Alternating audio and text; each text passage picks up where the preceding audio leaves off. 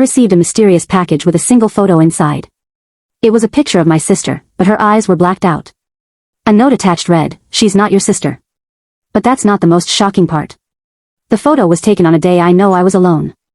And yet, I'm in the background, smiling. I still remember the day my life fell apart. I was 22, and my sister, 3 years my senior, was my rock. Or so I thought. The package arrived unexpectedly, with no return address. Inside, I found a single photograph of my sister. But something was off. Her eyes were blacked out, and a chill ran down my spine. A note attached read, "She's not your sister." I felt like I'd been punched in the gut. As I stared at the photo, I noticed something else strange. The background seemed familiar, but I couldn't quite place it. It looked like a room I'd seen before, but where? I racked my brain, trying to remember. And then, it hit me. The room looked exactly like our childhood home. But that was impossible.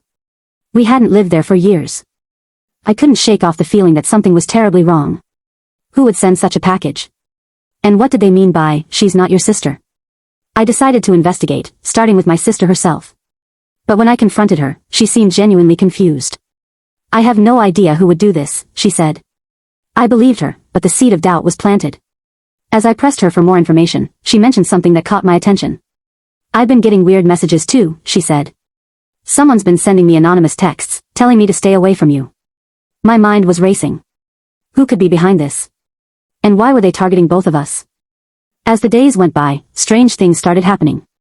My job interviews didn't go well. My relationships fell apart. People would whisper behind my back. I felt like I was living in a nightmare. And my sister was always there, watching, waiting. I began to notice little things. She'd accidentally delete important emails or forget to pass on messages. It was as if she was sabotaging me. But why?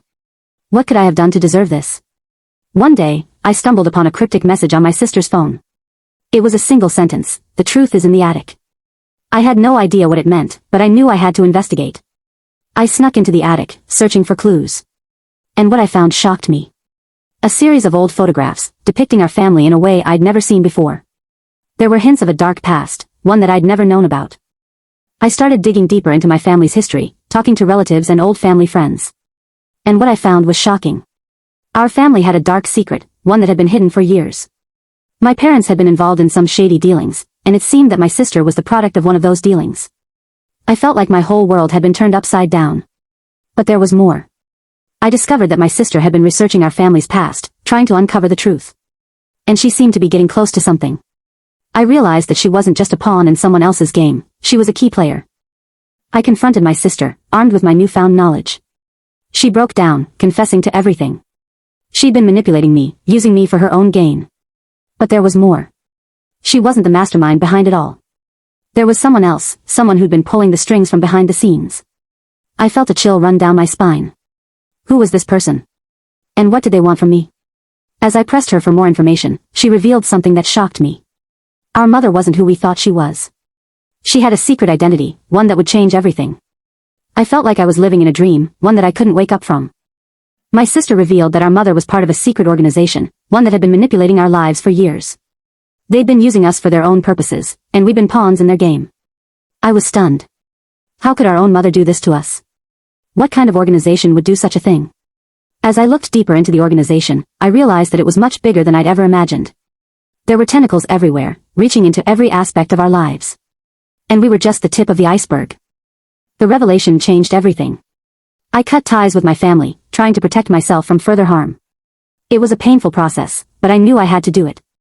I'm still rebuilding my life, trying to piece together the fragments of my shattered trust. But I'm not sure I'll ever be able to trust anyone again. The experience has left me scarred, but also wiser. I've learned to be vigilant, to watch my back. And I've realized that sometimes, the people closest to us can be the most dangerous of all. Have you ever experienced a betrayal like this? How did you cope? Share your stories, and let's discuss.